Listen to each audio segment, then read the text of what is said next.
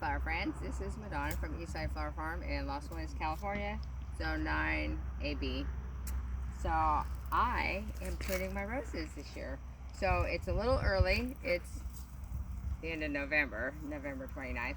So technically in our area, we could safely prune our roses in January.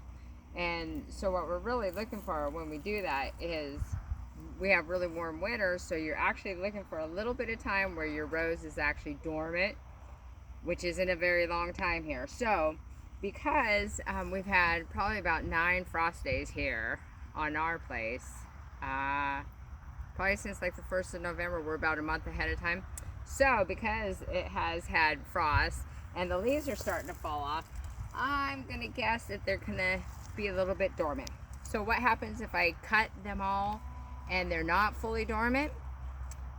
Really, the only bad thing, it's not going to kill the plant, but what happens is if I cut it back and then say in January we get a warm period and then they start breaking bud and growing, and then say maybe like in March we get another freeze, the only bad thing that's going to happen is all that new growth is going to freeze. So I'll just have to go back and cut it again. But ideally, I don't want to do that.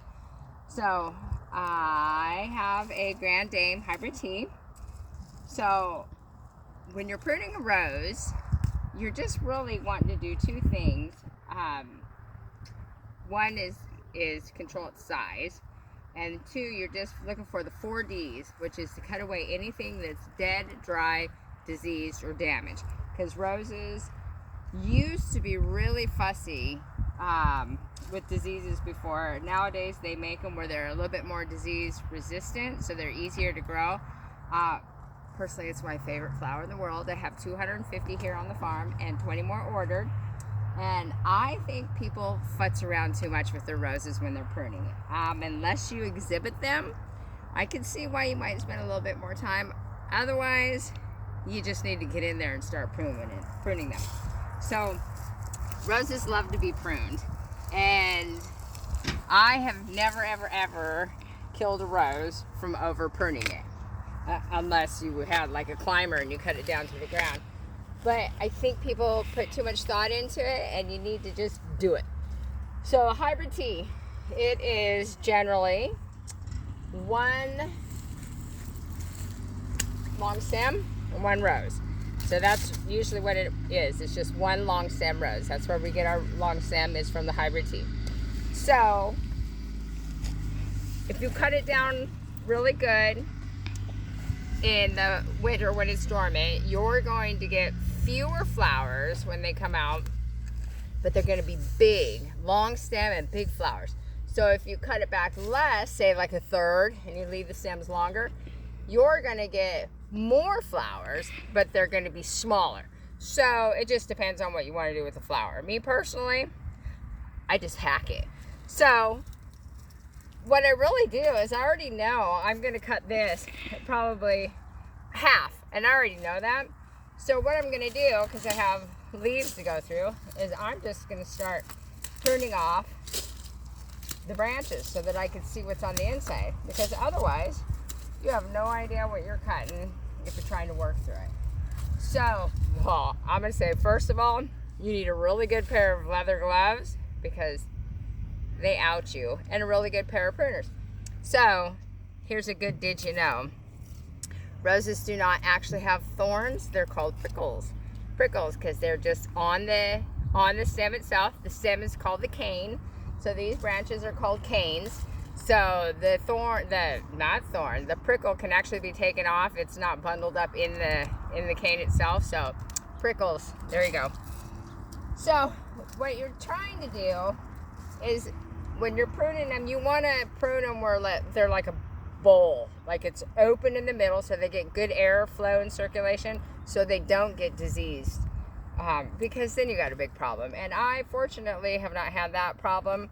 I tend to my roses weekly. I deadhead them all the time, so I really I love them, so I'm always paying attention to them. So right away here I have some canes that are in the center, and I'm just going to start by just cutting those right out, because I don't want the center open. I do want the center open. I don't want it congested. So anything, we're gonna like anything that is smaller than, I say my pinky, but it's a pencil. You can just cut those off because they don't do anything. They're just little tidbits hanging around. So you can just cut those right off. Any branch that you see, so here, right here, this piece has got some dead on it. Cut it off. You don't need it. It's already dead. It's not going to do anything. So right here, we're going to look at this. I'm going to cut this off. So any of your stems, as you're doing this, you want to pull the rest of the leaves off. They haven't fallen off. So even if your plant's not 100% dormant, by pulling off the leaf litter, all the leaves, you are telling that rose that it needs to pull back. It needs to go a little bit dormant because you're taking off all the leaves, so there's nowhere for it to photosynthesize. So even if you're not sure, mine, I'm pretty sure I'm not going to have any issue at all because it's been cold. So right here, we have these little branches, these canes. They're folding over one another. Well, this needs to go because if they're crossing over, that means they're rubbing, and anywhere where they get that rub damage leads them open to disease or bugs.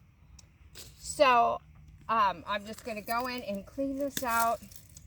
Now this one, so it's really a judgment call. What you want to do is you want to end up with about 5 or 7 canes left and everything else cleared off of it. So this cane right here is really stretched over this one, and it looks like it's the older one. So I'm actually going to take this one right off at the base.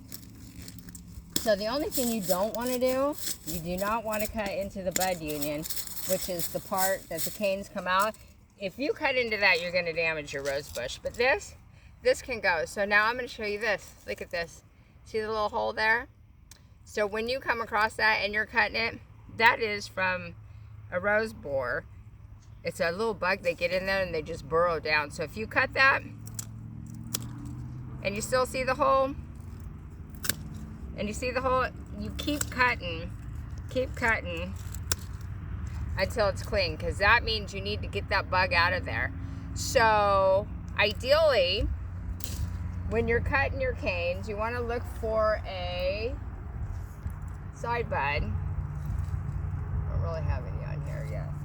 So it's a little place. It's going to be a little red dot right here, where your leaf's going to come out of. So you want to get one that's on the outside, because theoretically, you find it, you cut just above it about a 1/4 inch slant. You do an angle cut, and the angle cut is just primarily so if it rains, the moisture isn't going to sit on the cane on the end of it and get it rotten and stuff. It's going to slide off. And so the direction, you want it outward facing, and you cut right above it. So that means that the branch, when it comes out, when it leaves, it's going to continue to go outward instead of inward, which you're trying to keep open. So I would just say don't put a lot of thought into it. Remember your goal, which is, like I said, for me, it's to cut the plant at least half. Just get in there, all these little bits, cut them off, just cut them off. So when you get to some of the canes, like this one, I'm going to take this one all the way out. If you know it's old and you've got a lot of younger one around it, cut the old one out and let the younger ones go. So don't be afraid. Just go for it. Cut it. I promise it's going to grow back if you do, basic cutting. So enjoy.